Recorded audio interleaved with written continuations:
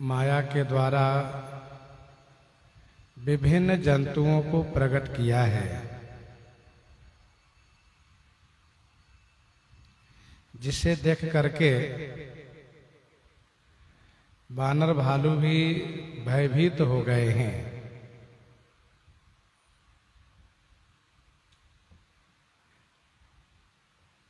श्री राम जी को डरवाने के लिए अनेक हनुमान जी के रूप को प्रकट किया है।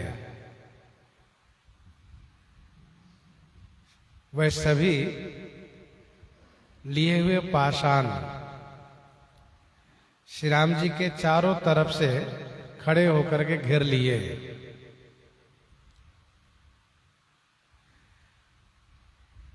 ऐसी स्थिति में श्री राम जी की बड़ी अद्भुत शोभा होने लगी।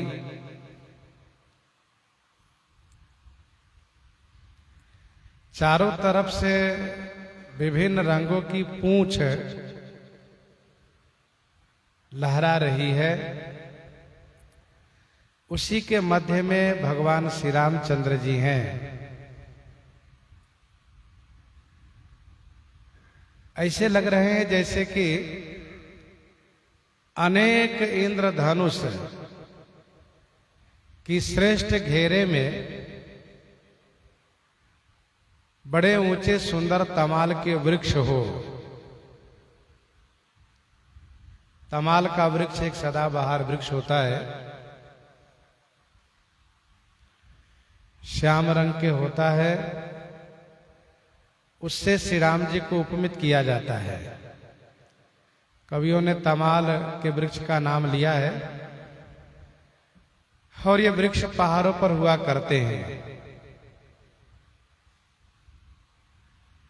देवता भी डर गए, श्री राम जी तो नहीं डरे।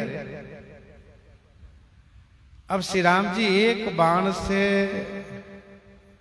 कुपित होकर के उन सभी नकली हनुमान जी को मार दिए।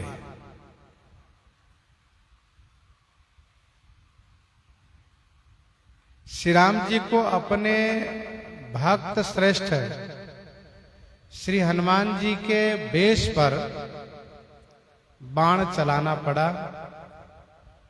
इसलिए श्री राम जी को बहुत क्रोध आ गया।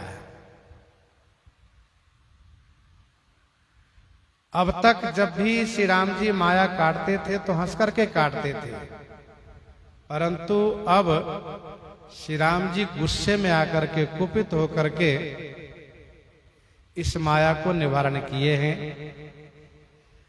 भले ही वह नकली हनुमान जी का वेश है, रावण की माया है, लेकिन वेश तो अपने भक्त का ही तो है और उन सब पर बाण चलाना पड़ा। इसलिए श्री राम जी को क्रोध है। माया समाप्त हुई, वानर भालू प्रसन्न हुए। एक बार फिर रावण की ओर सभी वानर भालू धावा किए। श्री राम जी अपने बाणों द्वारा रावण के सिर और भुजा को काटना शुरू किए। यहीं पर गोस्वामी जी महाराज श्री राम रावण के युद्ध को विराम देने के लिए इन स्वर्णिम पंक्तियों द्वारा यह महात्मा यह भाव प्रस्तुत करने लगे। श्री राम रावण समर चरित अनेक कलप जो गावहीं सतशेष सारद निगम कवितेओ तदपि पारन पावहीं तदपि पारन पावहीं।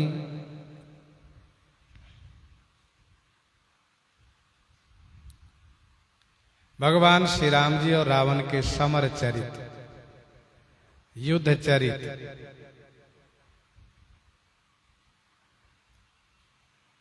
जो अनंत कल्पों तक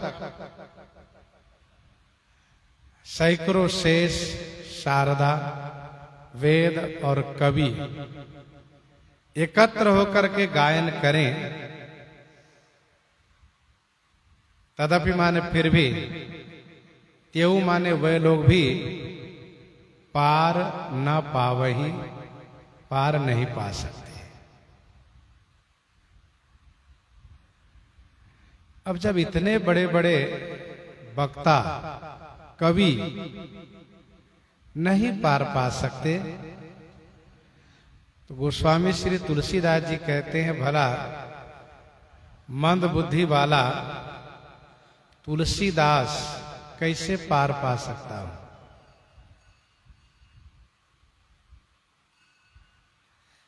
इसीलिए जथाश्रुत जथामति श्री राम और रावण के समर चरित को यहां तक मैं वर्णन किया हूं। अब आगे रावण का कोई पराक्रम, कोई पौरुष मैं वर्णन नहीं कर पाऊंगा। हाँ, इतना जरूर करूंगा वर्णन में कि श्री राम जी के हाथ से रावण का अंत होगा, मरण होगा। ताके गुण गण कछु कहे, जड़मति तुलसी दास, जिमि निज बल अनुरूपते, माछी उड़ई आकाश, माछी उड़ई आकाश।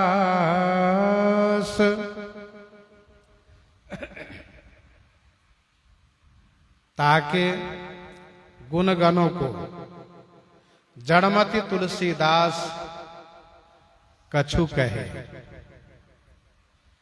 ताके माने उनके गुण गणों को, गुण समूहों को, जड़मति माने जड़ बुद्धि वाला, छोटी बुद्धि वाला तुलसीदास ने कुछ कहा। जिमि निज बल अनुरूपते, माछी उड़ई आकाश। जिमि माने जैसे, निज बल अनुरूपते, अपने बल के अनुरूप माने अनुसार माछी आकाश में उड़ती है।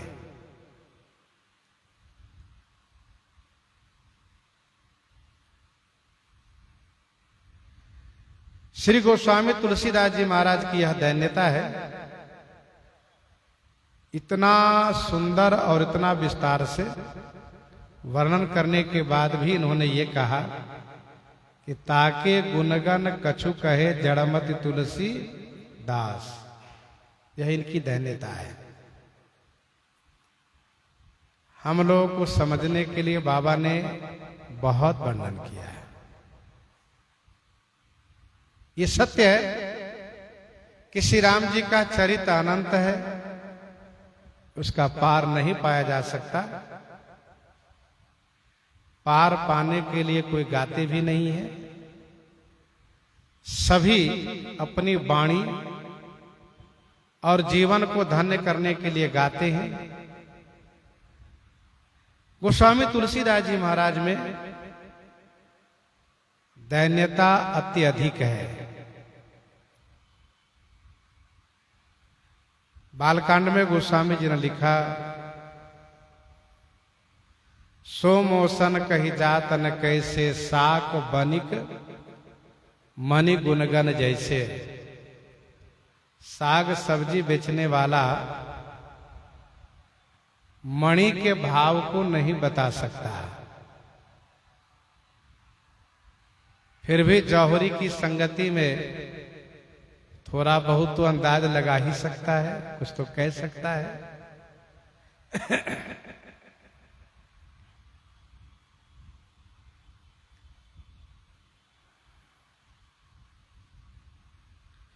सभी लोग मतलब सभी कवि यह जानते हैं कि पार नहीं पाऊंगा, फिर भी गायन करते हैं। इसका एक कारण ये भी है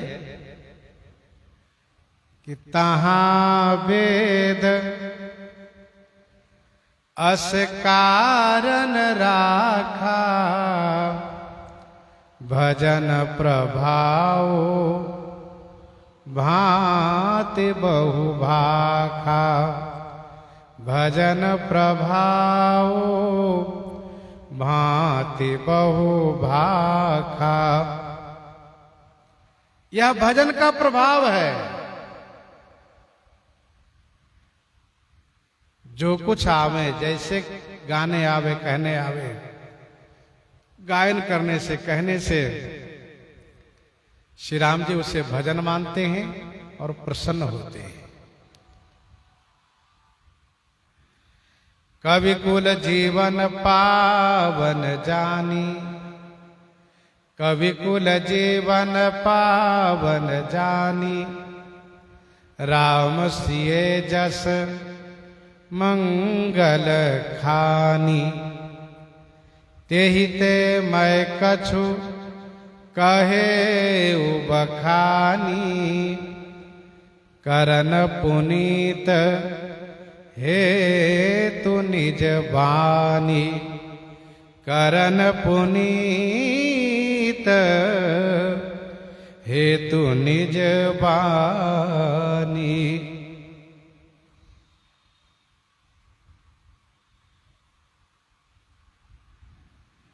दोहावली 191 में गोस्वामी जी ने लिखा, भगवान के चरित अनंत हैं, रघुपति कीरति कामिनी क्यों कहे तुलसीदास, शरद आकाश प्रकाश छवि चारु चिबुक तिल जासु। भगवान श्री राम जी की कीरति कामनी का वर्णन कोई नहीं कर सकते, तो भला तुलसीदास मैं कैसे वर्णन करूं। ये शरद पूर्णिमा की रात के जो आकाश की छवि है, यह छवि उस कीरति कामनी के ठोड़ी के तिलवा है। शरद आकाश प्रकाश छवि चारु चिबुक तिलु जासु। सुंदर ठोड़ी के सुंदर तिलवा है। तो भगवान का चरित अनंत है। जिमि निज बलयन रूपते, माछी उड़ई आकाश। जिमि माने जैसे अपने बल के अनुसार मक्खी आकाश में उड़ती है, मक्खी आकाश में उड़ती है।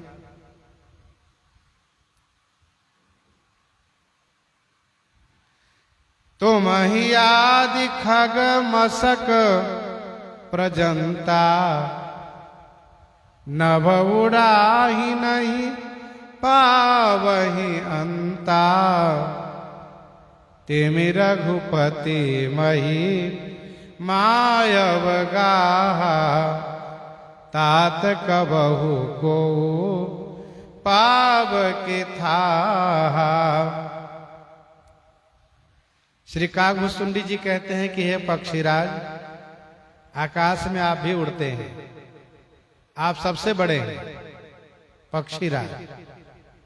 और आकाश में एक मच्छी भी उड़ती है, मच्छर माखी भी उड़ती है। मच्छर बहुत छोटा है, मक्खी बहुत छोटी है, इसकी उड़ान बहुत ऊंची नहीं हो सकती है।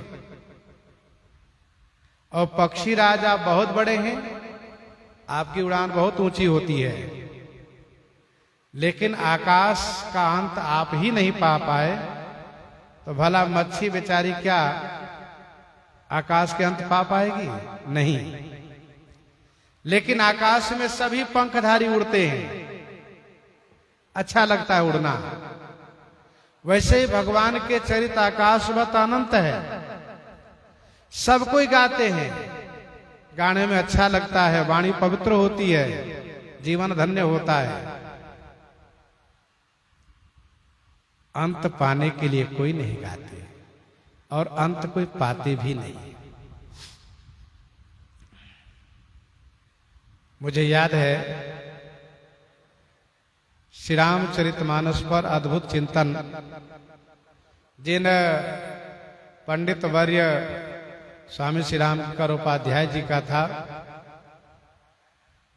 उनका संभवतः अंतिम प्रवचन कारसेवकपुरम के सामने रामायणम में ही था। दास वहां आखिरी सुना था। महाराज जी कहते थे कि पहले शुरू में चौपाई के चिंतन में जो भाव स्मरण में आता था वह और अब जो आता है यह बहुत अंतर दिखता है। तो मैं ऐसा समझता हूं कि जितना अधिक चिंतन करते जाएं उतना ही अधिक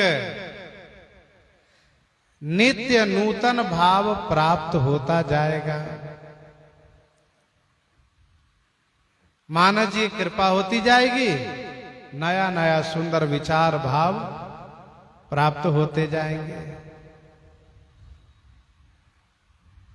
एक संत ने कहा कि गोस्वामी श्री तुलसीदास जी महाराज यदि टीका कर दिए होते तो इतनी अधिक टीका नहीं हो पाती। अब गोस्वामी जी टीका नहीं किए तो इतनी टीकाएं हुई। सब अपने अपने भाव के अनुसार टीका लिखते गए। आज भी लोग लिख रहे हैं। तो जिमि निज बल अनुरूप ते माछी उड़ई आकाश, काटे सिर भुज बार बहु मरतन भट लंकेश, प्रभु क्रीडत सुर सिद्ध मुनि, व्याकुल देखी कलेश, व्याकुल देखी कलेश।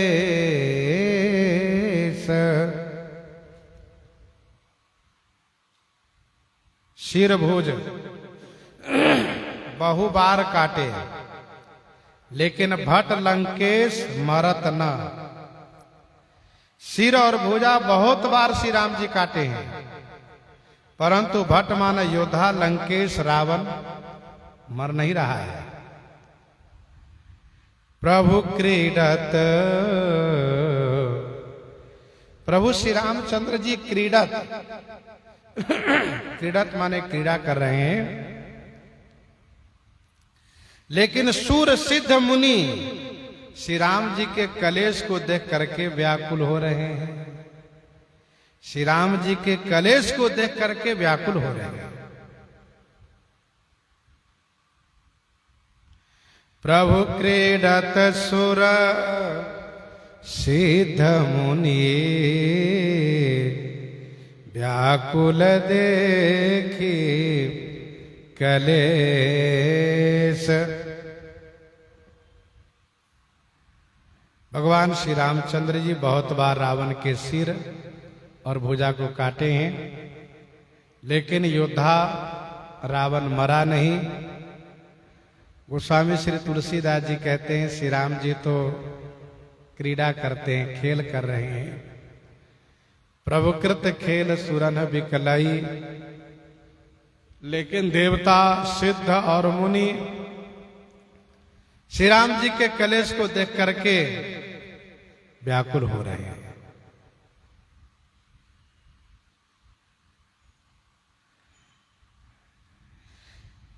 काटत बढ़ही शीस समुदाय, जिमि प्रतिलाभ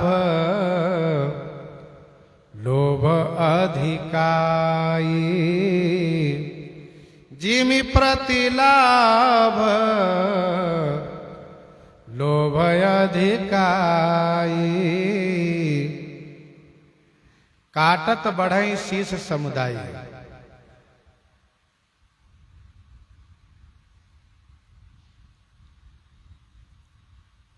काटत शीस समुदाय बढ़ई। काटते ही शीर समूह रावण के बढ़ते गए। जिमि प्रतिलाभ लोभ अधिकाई, जिमि माने जैसे प्रत्येक लाभ होने पर लोभ अधिक बढ़ता चला जाता है, लोभ का अंत नहीं होता है।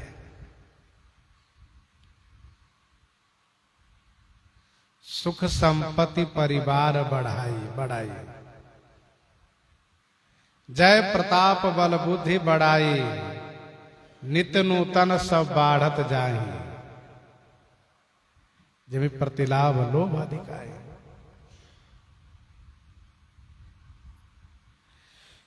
रावण के पहले सुख ऐसे बढ़े थे जैसे इस समय में सिर बढ़ रहे हैं।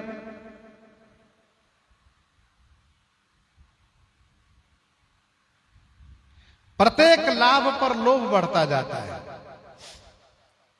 मनुष्य की प्रकृति होती है कि जब एक कामना पूर्ति होती है तो दूसरी कामना तुरंत हो जाती है, और यदि वो भी पूर्ति हो गई तो तीसरी उससे बड़ी कामना होती है, उसकी पूर्ति हो गई तो चौथी कामना होती है। कामना पर कामना बढ़ती जाती है, लोभ का अंत नहीं होता, लोभ बढ़ता ही चला जाता है।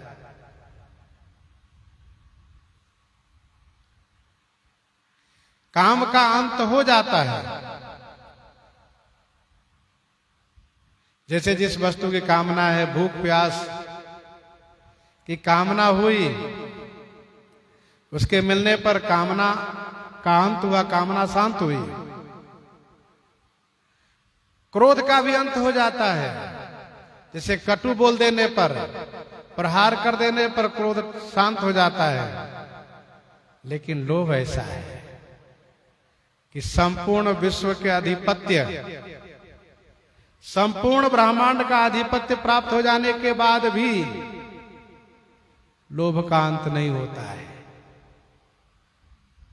वो बढ़ता ही जाता है। और मिले और मिले और मिले, यही चाहना होती है।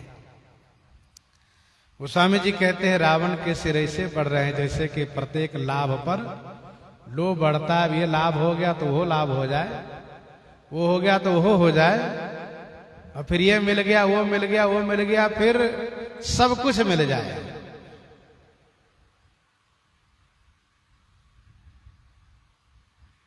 मरई नरिपु श्रम भयउ विषेखा, राम विभीषण तन तब देखा। मरई नरिपु श्रम भयउ विषेखा, राम विभीषण तन तब देखा। रिपु मरई न, रिपु माने शत्रु रावण मर नहीं रहा है। विषेखा श्रम भयउ, विशेष श्रम हुआ। राम विभीषण तन तब देखा। श्री राम जी विभीषण के तन की ओर तब देखने लगे। राम विभीषण तन तब देखा।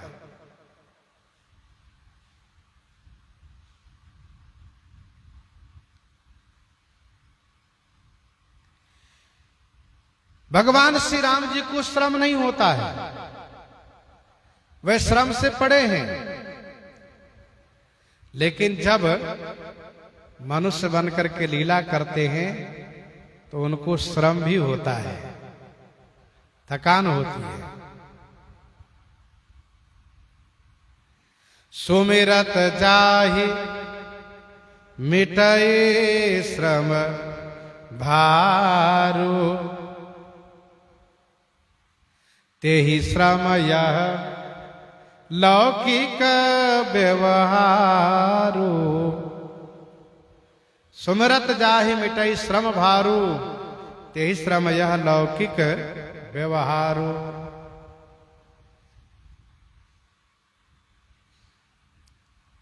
यह लौकिक व्यवहार है।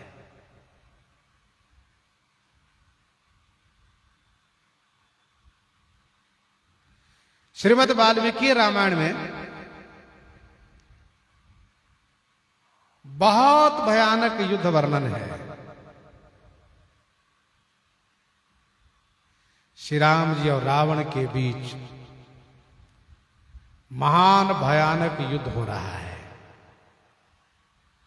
श्री राम जी सोचते हैं कि मेरा वह सब बाण व्यर्थ क्यों हो रहा है। जिस बाण से सुबाहु, मारीच, विराट, खरदूषण, बाली और कुंभकर्ण जैसे को, इन सबको मारा, पर रावण पर वह बाण व्यर्थ क्यों हो रहा है।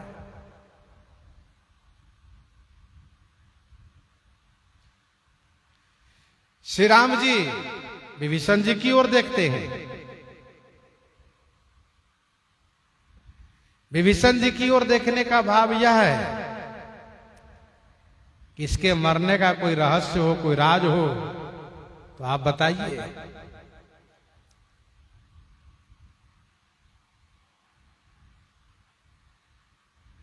वास्तव में विभीषण जी शरणागत हो गए हैं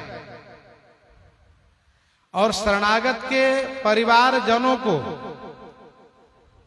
रक्षा करने की जिम्मेदारी भगवान लेते हैं। और यहां विभीषण जी के भाई हैं रावण। श्री राम जी जानना चाहते हैं कि विभीषण जी की इच्छा क्या है। मैं तो प्रणत कुटुंब पाल रघुराई हूं, लेकिन विभीषण की क्या इच्छा है, इसका प्रेम मेरे प्रति सर्वाधिक है कि रावण में भी है।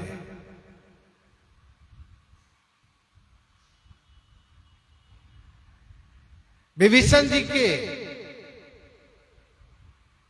बिना कहे श्री राम जी रावण को नहीं मारना चाहते। जैसे सुग्रीव जी के दुख सुन करके भगवान श्री राम जी ने प्रतिज्ञा की कि सुन सुग्रीव मारी हो बाली ही एक ही बाण। फिर सुग्रीव को ज्ञान उत्पन्न हुआ तो सुग्रीव जी ने कहा, प्रभु बाली भैया मेरा परम हितुआ है, बाली भैया मेरा परम हितुआ है, जिनकी कृपा से आप मिले हैं। तो सरकार जागने की बात तो जाने दीजिए, सपने में भी कभी बाली भैया से लड़ाई मेरी न हो, और यदि कहीं कदाचित सपने में लड़ाई हो भी जाए तो जगने में मेरे मन में संकोच होना चाहिए, बुरा लगना चाहिए। श्री राम जी तो बड़े चक्कर में पड़ गए। श्री राम जी ने कहा, ठीक है मित्र, आपने जो कहा ऐसा ही होगा, आपकी वाणी झूठी नहीं हो सकती है। एक काम करो, चलो बाली को ललकारो। तो चल भी दिया तुरंत। और जब बाली ने एक मुक्का लगाया तो भाग करके सुग्रीव जी आए और कहा, प्रभु बंधु न होई मोर यह काला, ये मेरा भाई नहीं हो सकता, काल है प्रभु।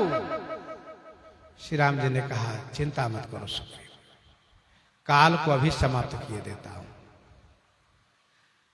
तो सुग्रीव जी के कहने पर फिर सरकार बाली को समाप्त किए।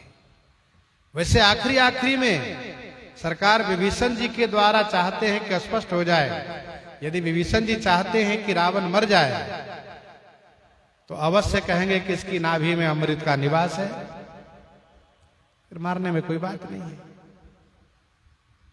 विभीषण जी का प्रेम, श्री विभीषण जी का प्रेम श्री राम जी में ही सर्वाधिक है। इन्होंने भेद तो बताया, लेकिन पारिवारिक मोह भी एक सामान्य नहीं होता है। रावण के मृत्यु उपरांत विभीषण जी को दुख हुआ है, रोने लगे।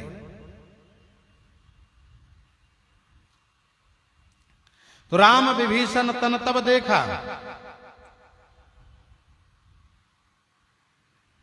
अग्निवेश रामायण में ऐसा वर्णन है।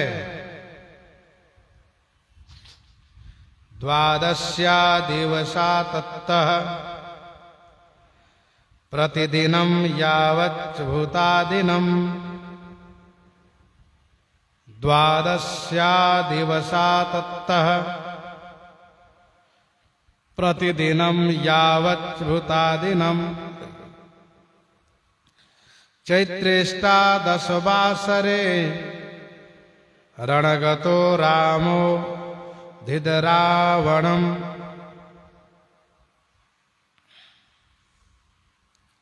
अर्थात फाल्गुन शुक्ल पक्ष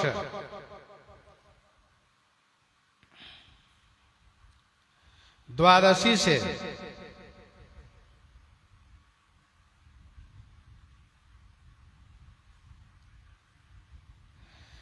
चैत्र कृष्ण दशमी को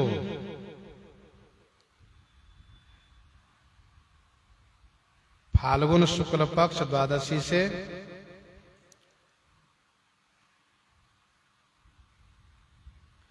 प्रतिदिन युद्ध होता गया।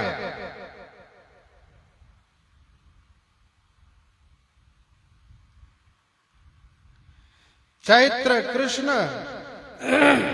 चतुर्दशी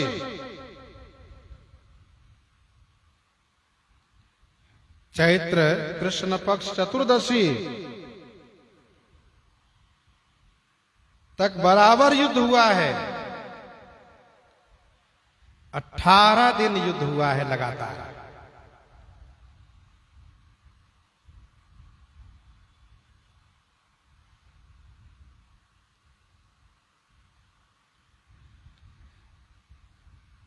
फाल्गुन शुक्ल पक्ष द्वादशी से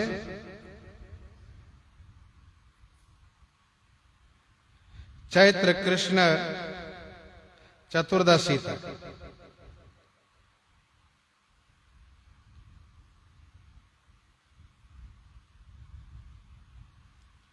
और दूसरा मत यह है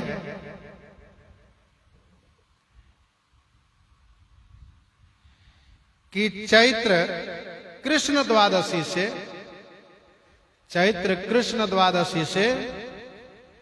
चैत्र शुक्ल चतुर्दशी पर्यंत युद्ध हुआ है।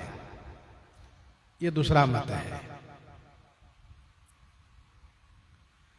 अग्निवेश रामायण के अनुसार रावण का मरण चैत्र में ही हुआ है।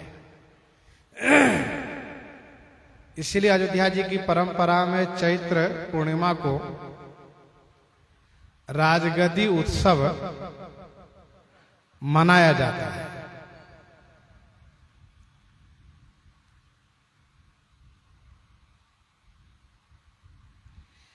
यह अग्निवेश रामायण का मत है कि 18 दिन लगातार युद्ध हुआ है।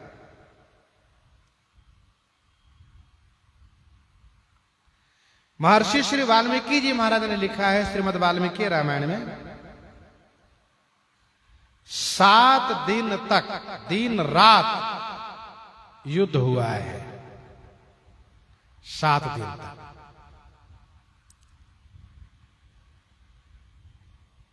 गोस्वामी जी महाराज अलग अलग रामायण में अलग अलग मत विचार होने के नाते सबके मत को सम्मान करते हुए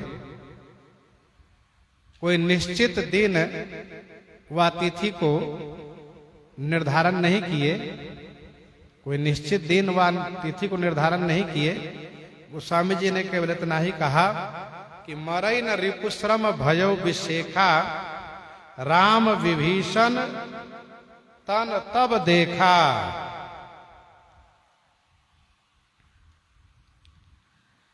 श्री राम जी विभीषण जी की ओर देखने लगे। उमा काल मर जाकी इच्छा, सो प्रभु जन कर प्रीति परीक्षा। उमा काल मर जाकी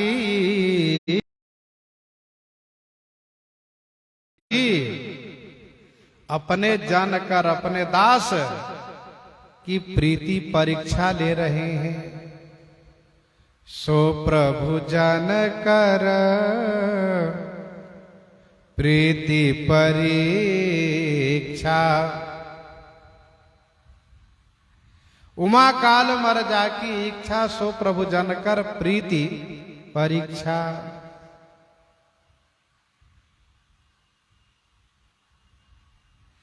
भगवान श्री राम जी की इच्छा होने से वह मन बनावे, मन में चाहें तो काल की मृत्यु हो जाती है। भ्रिकुटि भंग जो काल ही खाई, भ्रिकुटि भंग जो काल ही खाई, ताहि की सोहई ऐसी लड़ाई। उमा काल मर जाकी इच्छा, सो प्रभु जन कर प्रीति परीक्षा। सो प्रभु जन कर प्रीति परीक्षा।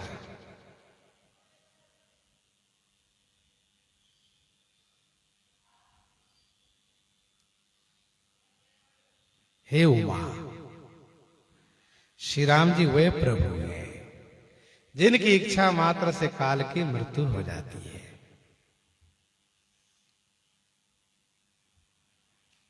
श्री राम जी अपने भक्त की प्रीति की परीक्षा ले रहे हैं।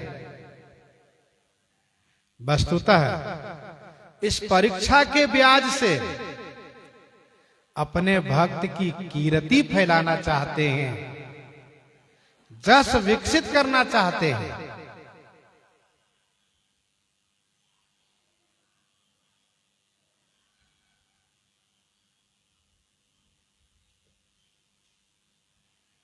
नहीं तो भगवान जिनकी परीक्षा ले, उस परीक्षा में कौन ठहर पाएगा? कोई भी नहीं।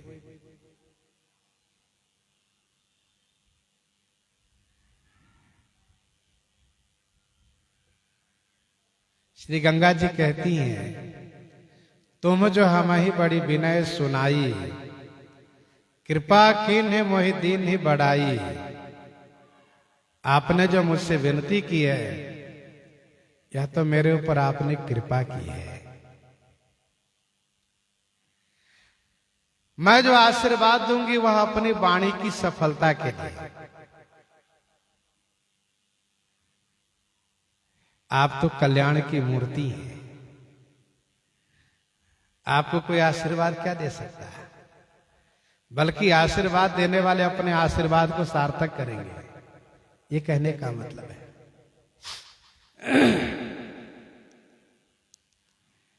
श्री राम जी अपने जन के प्रेम की परीक्षा लेते हैं। विभीषण जी महाराज ने तुरंत कहा, सुनो सर्वज्ञ चराचर नायक, प्रणत पाल सुर मुनि सुखदायक। सुनु सर्वज्ञ चराचर नायक प्रणत पाल सुर मुनि सुखदायक प्रणत पाल सुर मुनि सुखदायक।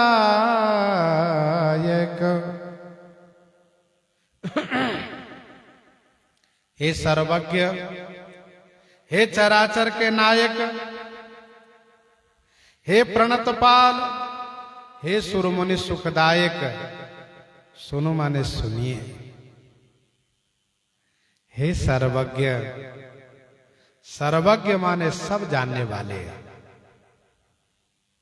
आप तो सब जानते हैं रावण के नाभि में अमृत है, इसलिए सिर भुजा कटने पर भी बढ़ता जाता है।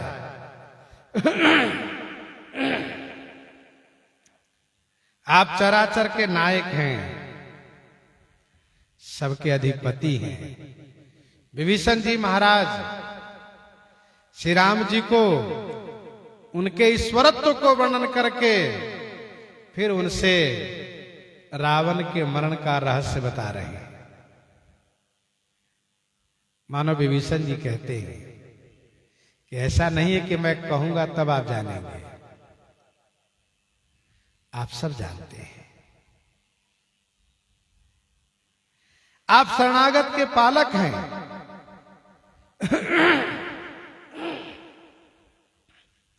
शरण में आए हुए मेरी रक्षा करने वाले हैं, सबकी रक्षा करने वाले हैं। मुनि सिद्ध सकल सुर परम भयातुर प्रणत पाल सुख करता। तो आप सबके रक्षक हैं, शरणागत पालक हैं। देवता और मुनि सबको सुख देने वाले हैं। मुनि सिद्ध सकल सुर परम भयातुर नमत नाथ पद कंजा।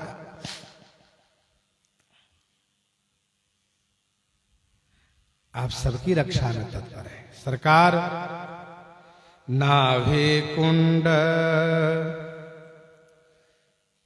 पीयूष बस याके नाथ जियत रावण बल ताके नाथ जियत रावण बल ताके नाभि कुंड पीयूष बसया के नाथ जियत रावण बल ताके।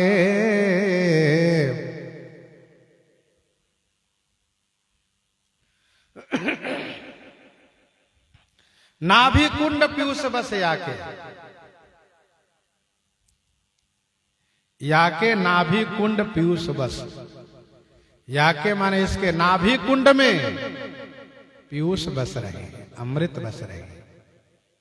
हे नाथ, ताके बल रावण जियत। ताके बल माने उसी के बल से रावण जी रहा है। नाभि कुंड पीयूष बस याके।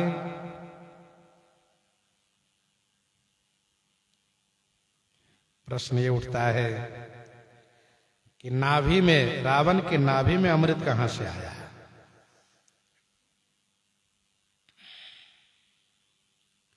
क्या कोई नाभि में भी अमृत एकत्र करके रख सकता है?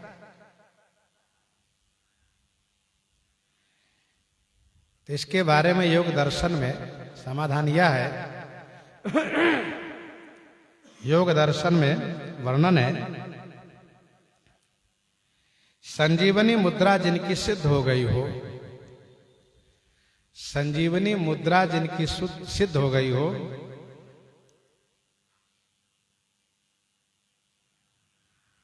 वह उस मुद्रा से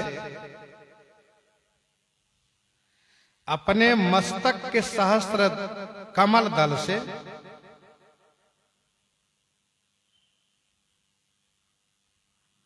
स्रवता हुआ, अपने मस्तक के सहस्त्र दल कमल से स्रवता हुआ बूंद बूंद करके अमृतों को नाभि कुंड में संग्रह किया जा सकता है। योग दर्शन में वर्णन है, जिनकी संजीवनी मुद्रा सिद्ध हो गई हो, वह उस संजीवनी मुद्रा से अपने मस्तक के सहस्त्र दल कमल के द्वारा स्रवता हुआ अमृत को धीरे धीरे करके नाभि कुंड में संग्रह कर सकता है।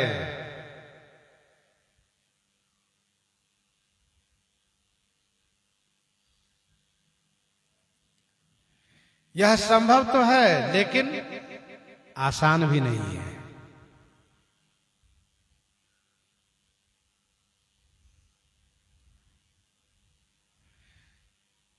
वह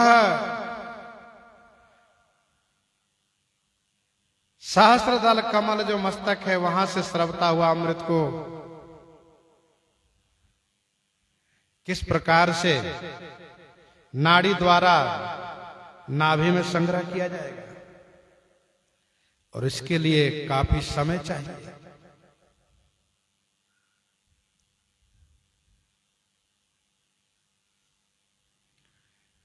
समुद्र के मंथन से निकला हुआ अमृत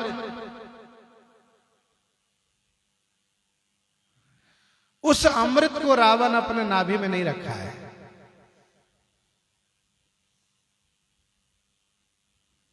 जिसको पान करके देवता अमरत्व को प्राप्त किए। वैद्यक शास्त्र में एक विधि बताई गई है कि इस प्रकार से औषधि तैयार करके यदि उसको सेवन किया जाए तो अमृत को प्राप्त किया जा सकता है, पर वो भी इतना सहज और सरल नहीं है। रावण की आयु लंबी थी। रावण में एक जिद थी कि हमको जो काम करना है करना है।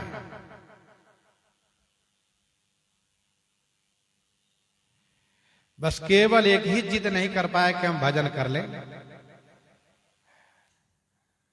बाकी उसने सब कर्म किए। और उसने स्पष्ट कह दिया बाद में, मैं भजन करने की जिद इसलिए नहीं किया क्योंकि हमसे भजन हो ही नहीं सकता था। वही है भजन न तामस देहा, मन क्रम वचन मंत्र दृढ़ येहा। बिना विचार किए, बिना चिंतन किए यह बात रावण नहीं कह सकता है।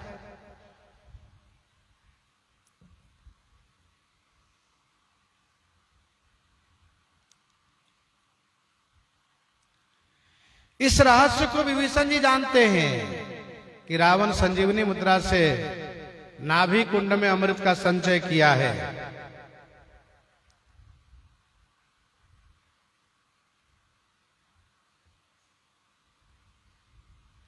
प्रश्न उठता है, विभीषण जी पहले क्यों नहीं कह दिए? इसका उत्तर यह है कि इसमें श्री राम जी का हल्का माना जाता, हल्कापन माना जाता है। यदि विभीषण जी पहले कह देते तो श्री राम जी में न्यूनता पाई जाती, श्री राम जी में हल्कापन माना जाता है।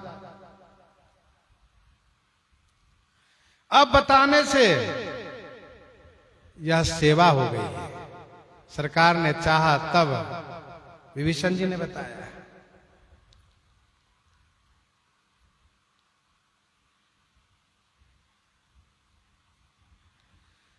सुनत विभीषण बचन कृपाला हरसि गहे कर बान कराला। सुनत विभीषण बचन कृपाला हरसि गहे कर बान कराला।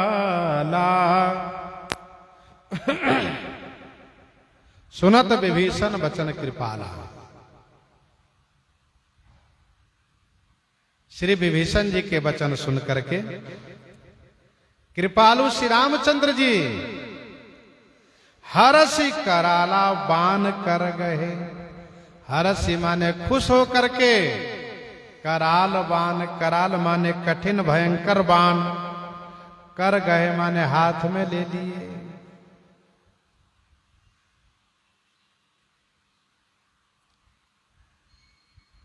सुनत विभीषण वचन कृपाला हरसि गहे कर बान कराला।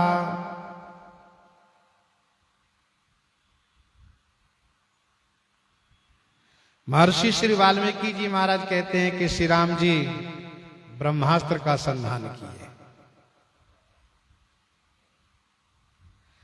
गोस्वामी जी कहते हैं यह कराल बाण है, भयंकर बाण है, जो रावण के प्राण को हरने वाला है।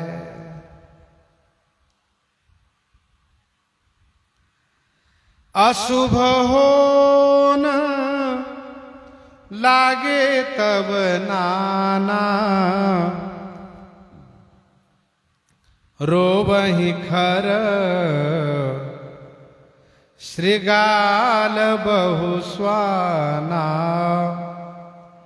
अशुभ होन लागे तब नाना, रोबहि खर श्रृगाल बहु स्वाना। तब नाना अशुभ होन लागे।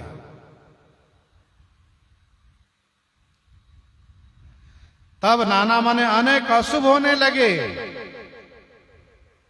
बहुत से खर माने गधा, श्रृगाल माने गीदड़ और स्वान माने कुत्ता एक साथ रोने लग गए। रोबहि खर श्रृगाल बहु स्वाना। अनेक अशुभ होने लगे। गोमाय गिद्ध कराल खर रव स्वान बोलहि, अति घने जनुकाल दूत लोक बोलहि, बचन परम भयावने।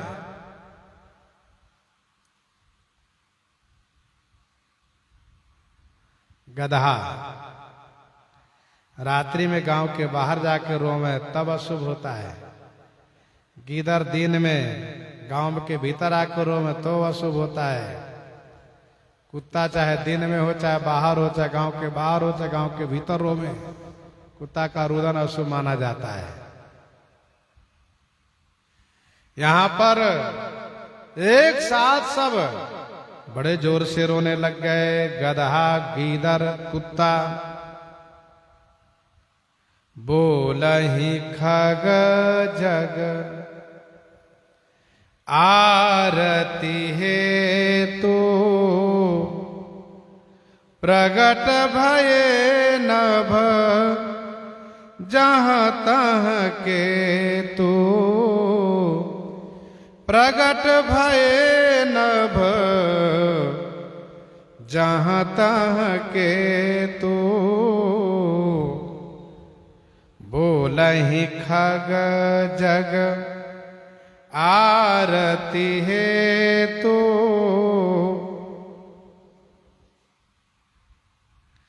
जग आरती हेतु खग बोलहि, नभ जहां तहां केतु प्रगट भय।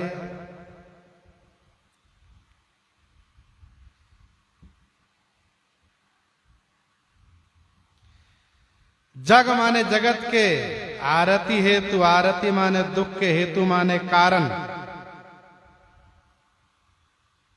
ये रावण के अंत के लिए खग बोलने लगे, पक्षियां बोलने लगे।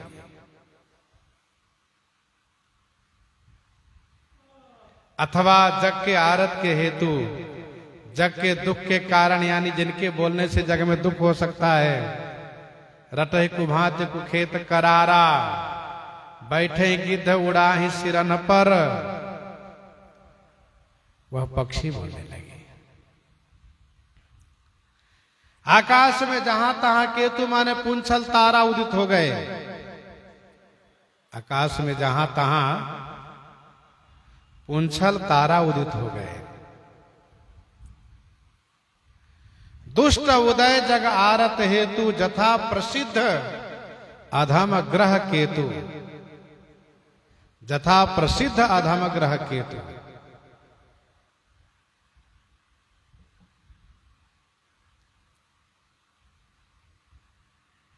ये केतु तारा है। राहु का धर ही केतु है। यह पुंछल तारा के नाम से प्रसिद्ध है। झाड़ू आकार में ये उदित होते हैं, और जहां ये उदित होते हैं वहां उस राष्ट्र में बहुत बड़ी हानि होती है। उस राष्ट्र में बड़ी हानि होती है। लंका के आकाश में जहां तहां केतु उदय हो गए हैं, पुंछल तारा उदित हो गए हैं। 10 दिश दाह होन अति लागा, भयउ परब बिनु रवि उपरागा, भयउ परब बिनु रवि उपरागा, 10 दिश दाह होन अति लागा। 10 दिशी अति दाह होने लगा। 10 दिशा में अत्यंत दाह होने लगा। भयउ परब बिनु रवि उपरागा। परब बिनु, परब बिनु माने बिना पर्व के, बिना अमावस परिवार संधि के। रवि उपरागा भयउ, रवि उपरागा माने सूर्य ग्रहण लग गया। रवि उपरागा माने सूर्य ग्रहण लग गया। 10 दिशा में अत्यधिक दाह होने लगा। ये रावण के मृत्यु का समय का दृश्य है। 10 दिशा में ऐसी लालिमा छा गई आकाश में, जैसे लग रहा हो कि अग्नि जल रही है सब तरफ। 10 दिशा दाह हो नती लागा, सब तरफ दाह हो रहा है। हाट बाट नहीं जाई निहारी, जनपुर दह दिश लाग दबारी। हाट बाट नहीं जाई निहारी, जनपुर दह दिश लाग दबारी। 10 दिशा में दाह होने लगा। भयउ परब बिनु रवि उपरागा। बिना पर्व के सूर्य ग्रहण लग गया हो। बिना पर्व के सूर्य ग्रहण लगा हो। सूर्य ग्रहण होता है अमावस परिवार की संधि पर। चंद्र ग्रहण होता है पूर्णिमा परिवार की संधि पर। यहां बिना पर्व के सूर्य ग्रहण लगा है।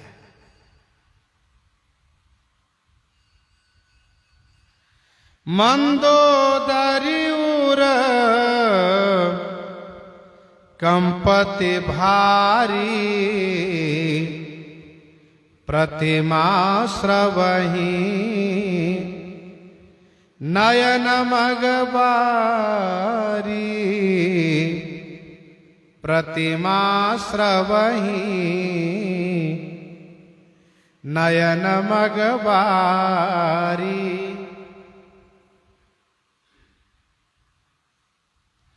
मंदोदरी और कंपति भारी, मंदोदरी के हृदय में भारी कंपन होने लगा। मंदोदरी का हृदय एकदम से कांप उठा।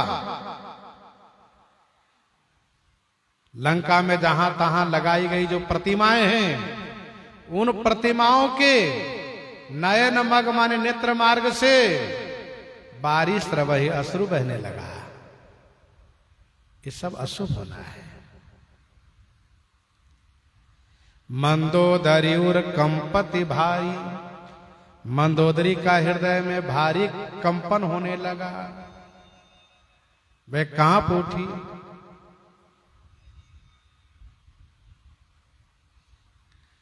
अस कही नयन नीर भरी, गहि पद कंपित गात। नाथ भजहु रघुनाथ ही, अचल होई अहि बात। अचल होई अहि बात।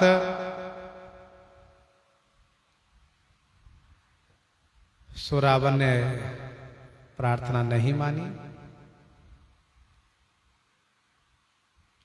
मंदोदरी और कंप कंपति कमट भू भूधरत्र से। मंदोदरी के हृदय में भारी कंपन होने लगा।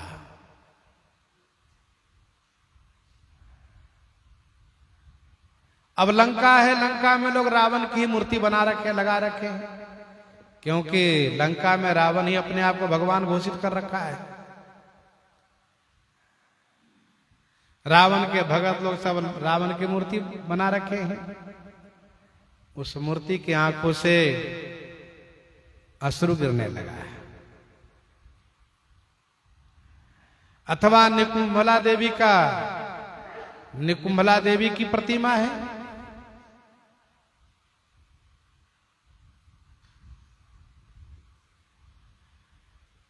अब इंद्रादि देवता की प्रतिमा तो वहां नहीं हो सकती है ना। वहां तो ये लोग तो हाथ जोड़े खड़े रहने वाले वैसे। सूर्य चंद्र वरुण कुबेर इंद्र आदि, यहां प्रतिमा सर्वहि नयन मगबारी। प्रतिमा रुदहि पविपात न भयति। बात वह डोलते मही, बरसहि बला हक रुधिर। कचरज अशुभयते सक को कही। प्रतिमा रुदहि पविपात न भयति। बात बह डोलते मही।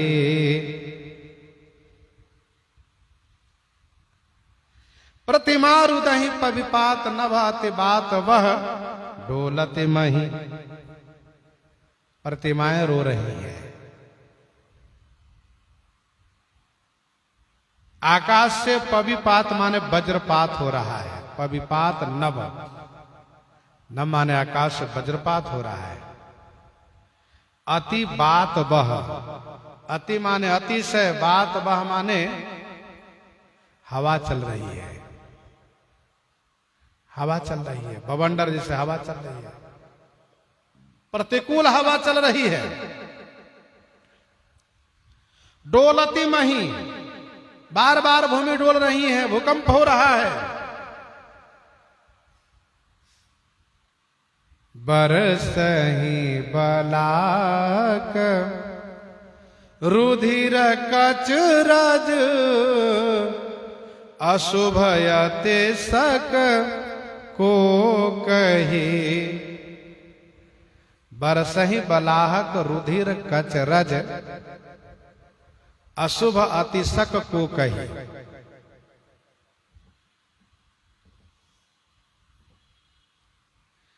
बलाहक माने मेघ, रुधिर माने खून, ये मेघ जो है खून, कच माने केश, रज माने धूल, बरसही माने बरसा रहे हैं। एक तो बिना बादल के मेघ गरज रहा है आकाश में, यह शुभ है। और फिर मेघ बरस रहा है तो क्या बरस रहा है? खून, केश, धूल बरसा रहा है। अशुभ अतिशक को कही, अतिशय अशुभ हो रहा है, उसको कौन कह सकता है? अर्थात कोई भी नहीं। अति अशुभ सक को कही, उत्पात अमित बिलो की नभसुर, बिकल बोलही जय जय, उत्पात अमित बिलो के नभसुर, बिकल बोलही जय जय। अमित माने असीम, उत्पात बिलो की, उत्पात को बिलो की माने देख करके, नम माने आकाश में, सुर माने देवता, विकल हो करके जय जय बोलही, जय हो जय हो जय हो बोल रहे हैं। असीम उत्पात देख करके देवताओं को खुशी हुई। देवता लोग समझ गए कि अब रावण का अंत होने वाला है। पर देवता खुशी के साथ साथ विकल भी हैं, डर भी रहे हैं, न जाने क्या हो। इसलिए किन्हीं का नाम नहीं ले रहे, केवल जय बोलते हैं। जिनकी जीत होगी हमारी जय शब्द उन्हीं के साथ रहेगी।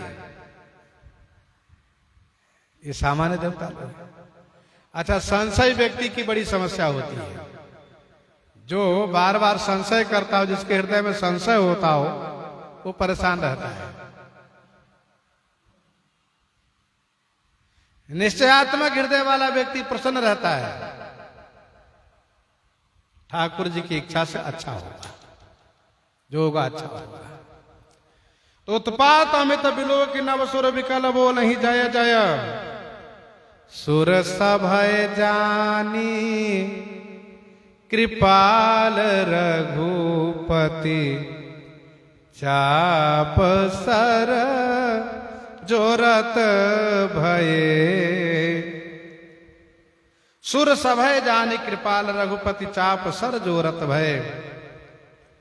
कृपालु रघुपति श्री रामचंद्र जी सुर सभय जानी, देवताओं को डरा हुआ जान करके, चाप सर जोरत भय।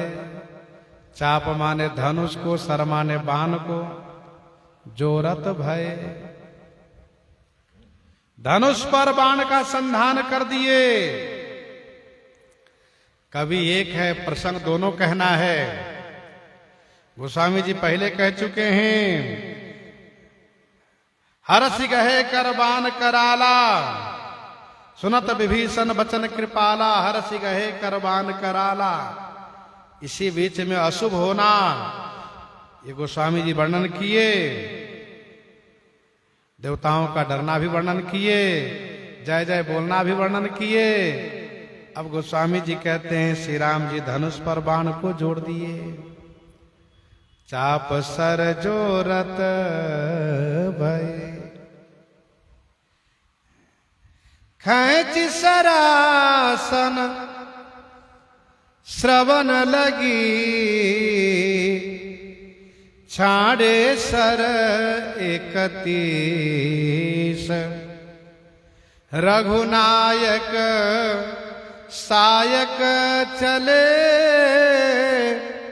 मानहु काल फनीस, मानहु काल फनीस। खैंची सरासन श्रवण लगी, छाड़े सर एकतीस। श्रवण लगी माने कान तक, सरासन माने धनुष के डोरी को खींचकर 31 सर 31 बाण श्री राम जी एक साथ चलाए। रघुनायक सायक चले, मानहु काल फनीस। श्री रघुनाथ जी का सायक माने बाण ऐसे चला है कि मानो काल फनीस के रूप में, काल ही सर्प के रूप में फुफकार मारता हुआ चला। रघुनायक सायक चले, मानहु काल फनीस। खैंचि सरासन श्रवण लगी, छाड़े सर 31। श्री राम जी धनुष की डोरी को कान तक खींच करके 31 बाण चलाए। हनुमान नाटक के 14 अंक के 35वें श्लोक में वर्णन है, रावण को मारते वक्त बाईं भुजा ने दाहिनी भुजा को डांटा, क्या बात है तुम पीछे हट रहे हो? अरे दान देने में, लेने में, खाने में, शुभ कर्म करने में तुम आगे रहते हो, कहते हो हम दाहिना हाथ है, और शत्रु को मारने के लिए पीछे चले गए। दाहिनी भुजा ने कहा नहीं मित्र, मैं पीछे भाग नहीं रहा हूं, अपितु कान से पूछ रहा हूं, क्योंकि देख नहीं रहे हो कितना शोरगुल हो रहा है। कान में पूछने आया हूं कि रावण का काम तमाम कर दे, समाप्त कर दे, कि और खेल खेलना है आपको, और खेल खेलेंगे। ये कहा दाहिनी भुजा ने बाईं भुजा से। अच्छा, दाहिनी भुजा ने कान से पूछा तो कान ने कहा बिल्कुल अब समाप्त कर देना है। सायक एक नाभि सर सोखा, अपर लगे भुज सिर करि रोसा।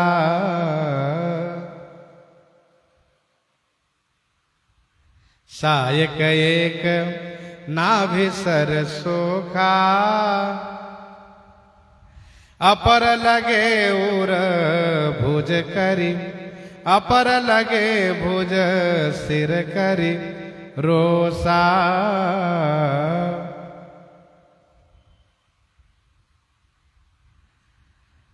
भगवान श्री राम जी का एक बाण अग्नि बाण है ये, क्योंकि शोषण कार्य अग्नि का है। लक्ष्मण बाण सरासन आनु, सोखो बारिधि विशिख कृषानु। अध्यात्म रामायण आनंद रामायण में भी वर्णन है। अग्निबाण से श्री राम जी ने रावण के नाभि सर को शोषण किया है। गोस्वामी जी अग्नि शब्द स्पष्ट नहीं दिए, केवल इतना ही कहा कि सायक एक सायक माने एक बाण ने, 31 में से एक बाण ने रावण के नाभि सर को सुखा दिया। हनुमान नाटक के वर्णन के अनुसार और त्रिजटा जी के कथनानुसार रावण का ध्यान विचलित हुआ। जैसे किशोरी जी से ध्यान हटा, वैसे श्री राम जी का एक बाण जाकर के नाभि सर को सुखा दिया। अब इसी में रावण व्याकुल हो गया, एकदम से व्याकुल हो गया। अपर लगे उर भुज करि रोसा।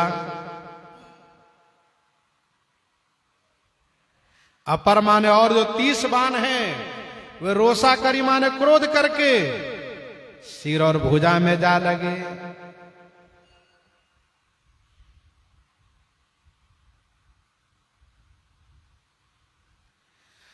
सायक एक नाभि सर सोखा, अपर लगे भुज सिर करि रोसा।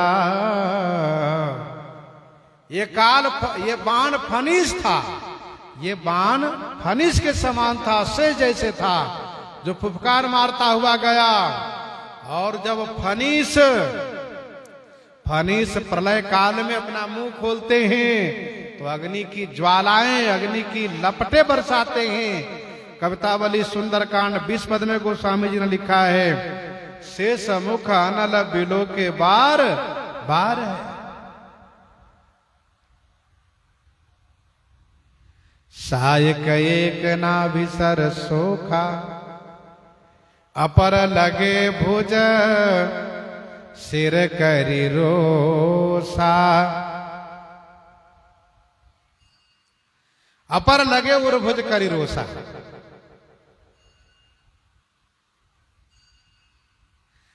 लय सिर बाहू चले नाराचा,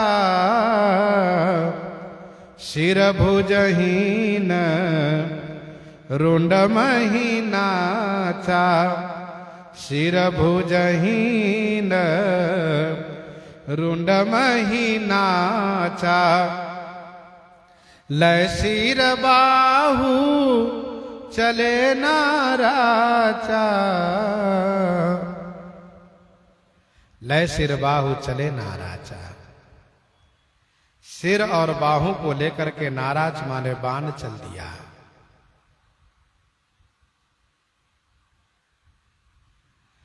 सिर और बाहू को लेकर के नाराज नामक बाण, नाराज माने बाण, ये 30 बाण 20 भुजा 10 सिर को लेकर चल दिया।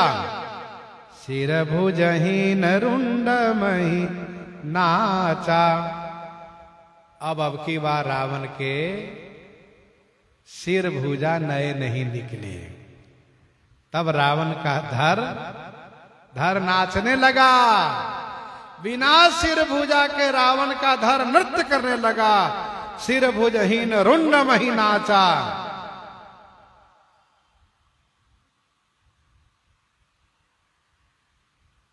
नाभि सर को, नाभि सरोवर को, नाभि कुंड को अग्निबाण ने सुखा दिया है। इसीलिए रावण के सिर भुजा अब निकलना बंद हो गया। इसका पुण्य समाप्त हो गया। जो शिव कृपा से इनको पुण्य प्राप्त था सब समाप्त हो गया। अंतिम समय आ गया। रावण के सिर भुजा कटने के बाद जब नहीं निकला तो रावण का धर नृत्य करने लगा। पूछा, रावण के धर से पूछा गया, क्या बात है तुम बहुत नाच रहे हो? तो रावण कहा, हम इसलिए नाच रहे हैं कि आज मेरा संकल्प पूरा हुआ। मैंने जो प्रतिज्ञा की थी, तो मैं जाई बैर हठ करऊं, प्रभु सर प्राण तजे भवतरऊं। आज मेरा संकल्प पूरा हुआ। मैंने अपने साथ संपूर्ण असुर जाति परिकर के साथ में लेकर के, मैंने अपने साथ संपूर्ण असुर जाति परिकर के साथ सुख भोग किया, जीवन जिया। और श्री राम जी के हाथ से सबको मृत्यु करा करके सबको मुक्त कराया। मैं भी मुक्त हो रहा हूं, इसलिए मैं नाच रहा हूं।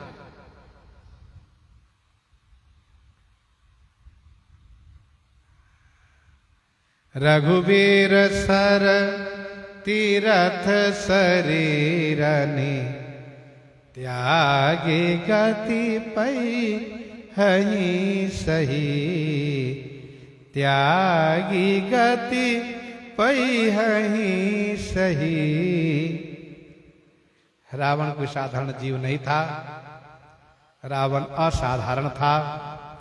बहुत बड़ा विद्वान, बलवान, बुद्धिमान, वैभववान, सब प्रकार से संपन्न था।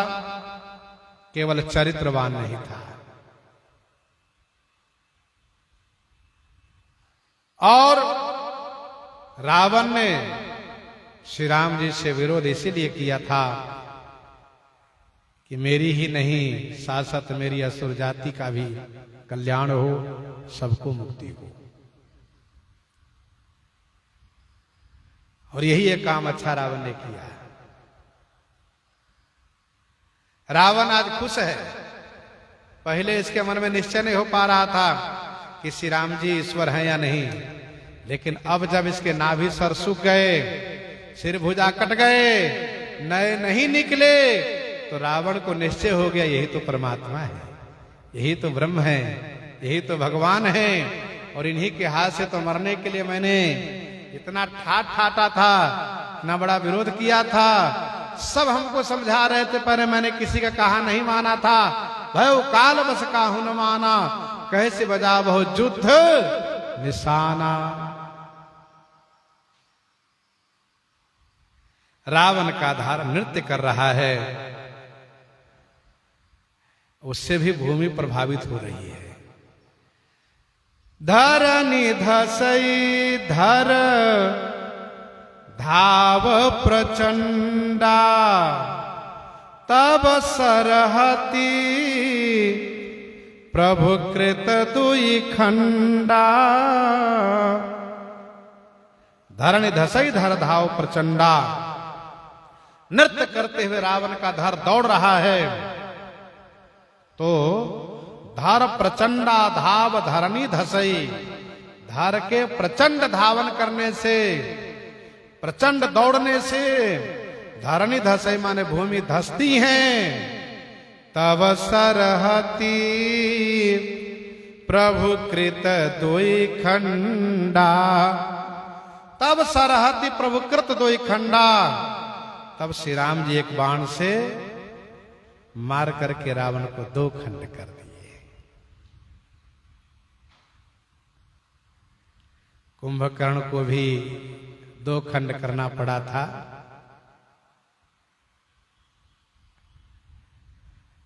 कमर से उसको काटना पड़ा था, तब मरा था। वैसे रावण को भी श्री राम जी दो खंड किए। तब सरहति प्रभु कृत दो खंडा, अब जब दो खंड कर दिए तो गरजे उमरत घोर रव भारी।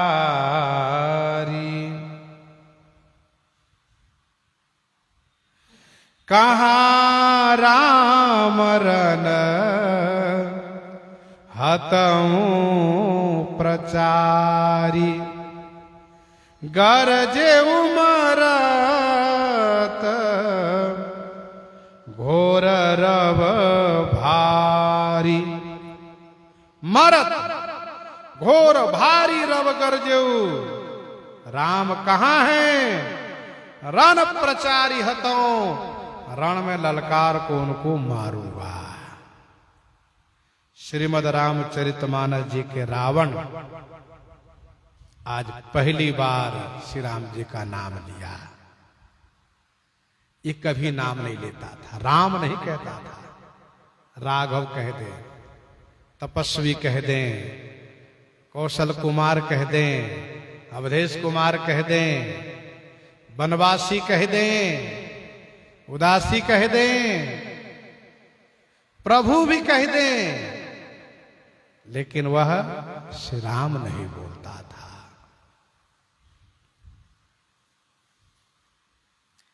अंतिम समय में श्री राम जी का नाम लिया। इसीलिए एक संत ने कहा, भाव सहित शंकर जपे, करी कुभाव मुनिबाल, कुंभकर्ण आलस जप्यो, अनख सहित 10 भाल। लेकिन भाए कुभाए अनख आलस हूं, नाम जपत मंगल दिशी 10 हो। रावण का अंत हो गया। रावण के धर भूमि गिरने पर समुद्र में क्षोभ हुआ, नदियों में क्षोभ हुआ, दिग्गज पहाड़ सब डगमगाने लगे, पृथ्वी हिलने लगी है। रावण अपने कटे हुए दोनों खंड को आगे बढ़ा करके भूमि पर गिरा है, जिसे वानर भालुओं को दबाया है। रावण के आखिरी जो भुज सिर था, श्री राम जी के बाण ने उसे ले जाकर के मंदोदरी के पास सम्मान पूर्वक पहुंचा दिया है। फिर श्री राम जी के सारे बाण आकर के तारकस में स्थान ले लिए हैं। यह देख करके देवता लोग खुशी के मारे झूम उठे हैं और धमाधम नगारे बजाने लगे हैं। रावण के मरण वाला प्रसंग कल ही कहने का विचार था, लेकिन कल अचानक राजधानी जाना हुआ, इसलिए एक दिन टल गया। ठाकुर जी की शिक्षा थी, तो रावण का अंत हो गया। प्रसंग को हम आप यहीं पर हृदयांगम करते हैं, और जो इसमें संदर्भित कुछ भाव है वो सब चर्चा कल करेंगे। प्रसंग को यहीं पर हृदयांगम करते हुए श्रवण करते हैं श्री कवितावली रामायण जी से।